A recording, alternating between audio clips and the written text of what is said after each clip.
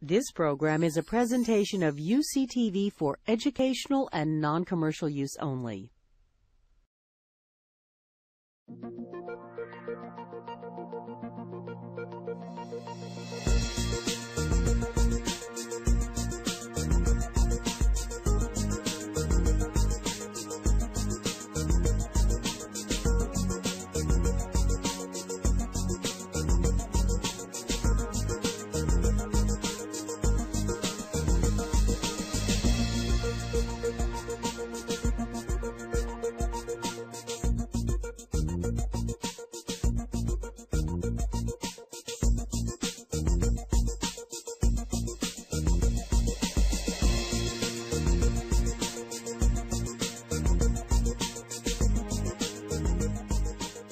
Show this is not just to show that the obese are getting obeser, of course that's true, but in fact the entire curve has shifted. We all weigh 25 pounds more today than we did 25 years ago, all of us. No one chooses to be obese. Certainly no child chooses to be obese. Oh, you say, oh yeah, sure, I know some adults who don't care. You know, Rossini, the famous composer, you know, La Gazza Ladra, Marriage of Figaro and all that, he retired at age 37 to a lifetime of gastronomic debauchery, okay? Maybe he chose to be obese, okay? But the kids I take care of in obesity clinic do not choose to be obese.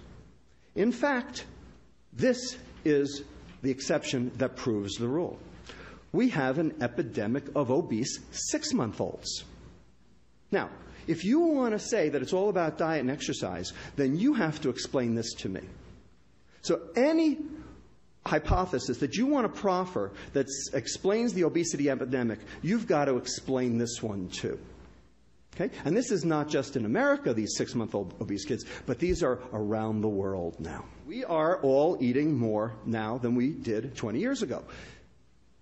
Teen boys are eating 275 calories more. American adult males are eating 187 calories more per day. American adult females are eating 335 calories more per day. No question. We're all eating more. Question is, why? How come? There's something wrong with our biochemical negative feedback system that normally controls energy balance. And we have to figure out what caused it and how to reverse it. And that's what tonight is about. But nonetheless, there are 275 calories we have to account for. So where are they? Are they in the fat? No, they're not in the fat. 5 grams, 45 calories out of the 275, nothing. In fact, it's all in the carbohydrate. 57 grams, 228 calories. We're all eating more carbohydrate. Now, you all know back in 1982, the American Heart Association, the American Medical Association, and the U.S. Department of Agriculture admonished us to reduce our total fat consumption from 40 to 30%. Everybody remember that? Okay? That's how Entenmann's fat-free cakes came into being. Remember that? Okay? So what happened? We did it. We've done it. 40% down to 30%. And look what's happened to the obesity, metabolic syndrome, non-alcoholic fatty liver disease, cardiovascular disease, stroke, prevalence, all jacked way up as our total fat consumption as a percent has gone down. It ain't the fat, people. It ain't the fat. So what is it? Well, it's the carbohydrate. Specifically, which carbohydrate? Well, beverage intake, right? 41% increase in soft drinks, 35% increase in fruit drinks, fruit aids, whatever you want to call them. Okay? Just remember, down here, 1 can of soda a day is 150 calories. Multiply that by 365 days a year, and then divide that by the magic number of 3,500 calories per pound. If you eat or drink 3,500 calories more than you burn, you will gain 1 pound of fat. Okay? That's the first law of thermodynamics. No argument there. That's worth 15.5 pounds of fat per year. 1 soda a day is 15.5 pounds per year. This, over here, 1915, the first standardized bottle of Coca-Cola out of Atlanta. Anybody remember this bottle? Sure, a lot of you do, right? I remember this bottle because my grandfather in Brooklyn took me on Saturday afternoon down to the local soda shop on Avenue M and Ocean Avenue, and every Saturday afternoon I had one of these. I remember it very well.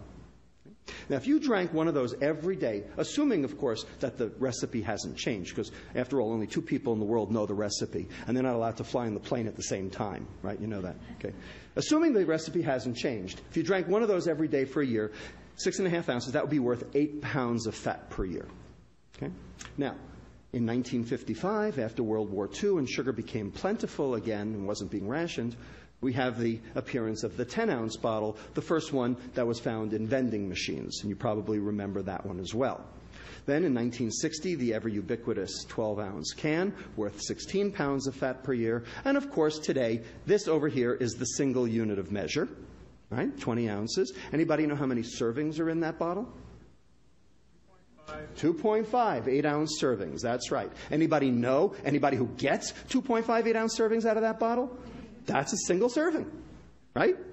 Okay, so that would be worth 26 pounds of fat per year if you did that every day. And then, of course, over here we have the 7-Eleven Big K Thirst Buster, Big Gulp, whatever you want to call it. 44 ounces worth 57 pounds of fat per year. And if that wasn't bad enough, my colleague Dr. Dan Hale at the University of Texas San Antonio tells me that down there they got a Texas-sized Big Gulp. 60 ounces of Coca-Cola, a Snickers bar, and a bag of Doritos, all for 99 cents. Okay, so if you did that every day for a year, that would be worth 112 pounds of fat per year. Okay? So why do I call it the Coca-Cola conspiracy? Well, what's in Coke? Caffeine, good. So what's caffeine? It's a mild stimulant, right? It's also a diuretic, right? Makes you pee free water. What else is in Coke? We'll get to the sugar in a minute. What else? Salt. 55 milligrams of sodium per can. It's like drinking a pizza. So what happens if you take on sodium and lose free water? You get thirstier, right? So why is there so much sugar in Coke? To hide the salt. When was the last time you went to a Chinese restaurant and had sweet and sour pork? That's half soy sauce. You wouldn't eat that. Except the sugar plays a trick on your tongue. You can't even tell it's there. Right? Everybody remember New Coke, 1985? More salt, more caffeine. They knew what they were doing. Okay? That's the smoking gun. Okay? They know. All right, so that's why it's the Coca-Cola conspiracy. Well, this study from JAMA in 2004 looked at the relative risk ratio of all soft drinks, cola, fruit punch, and found a very statistically significant trend of sugared soft drinks, fruit aids, etc., causing type 2 diabetes. And you know we've got just as big a problem with type 2 diabetes as we do with obesity for the same reasons. And this was a sugared sweetened beverage against risk for type 2 diabetes in African American women. Looking here at sugared sweetened soft drinks, just the downward arrow shows that there was a significant rise as the number of drinks went up. You can see that here, whereas orange and grapefruit juice, interestingly, did not. Okay? So, 2 different studies, 2 different increases in type 2 diabetes relative to soft drink consumption. So what's in soft drinks? Well, in America, it's this stuff, right? High fructose corn syrup. Everybody's heard of it, right? It's been demonized, something awful. So much so that the corn refiners industry has launched a mega campaign to try to absolve high fructose corn syrup of any problems, which we'll talk about in a moment. Okay? But the bottom line is, this is something we were never exposed to before, 1975. And currently, we are consuming 63 pounds per person per year. Every one of us. 63 pounds of high fructose corn syrup. That's American, yes. Now, what is high fructose corn syrup? Well, you'll see in a minute. It's 1 glucose, 1 fructose. We'll talk about those at great length. One of the reasons we use high fructose corn syrup is because it's sweeter. So here's sucrose. This is cane or beet sugar, standard table sugar, you know, the white stuff. Okay? And we give that an index in sweetness of 100. So here's high fructose corn syrup. It's actually sweeter. It's about 120. So you should be able to use less, right? Wrong. We use just as much. In fact, we use more. So here's lab fructose over here, if you had crystalline fructose. And they're starting to put crystalline fructose into some of the soft drinks. You can, they're actually advertising it as a good thing.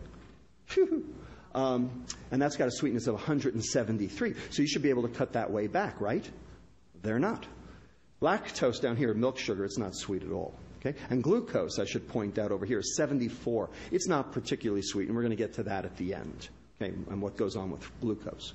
All right? But anyway, there's why we use it. It's sweeter. It's also cheaper. So here's high fructose corn syrup. 1 glucose, 1 fructose. Notice the glucose is a 6-membered ring. The fructose is a 5-membered ring. They are not the same. Believe me, they're not the same. That's what this whole talk is about, is how they're not the same. Okay? And here's sucrose, and they're just bound together by this ether linkage. We have this enzyme in our gut called sucrase. It kills that bond in 2 seconds flat, okay, and you absorb it. And basically, high fructose corn syrup, sucrose, it's a non-issue. It's a wash. They're the same. This is true. High fructose corn syrup and sucrose are exactly the same. They're both equally bad. Okay? They're both dangerous. They're both poison. Okay? I said it. Poison. My charge before the end of tonight is to demonstrate that fructose is a poison.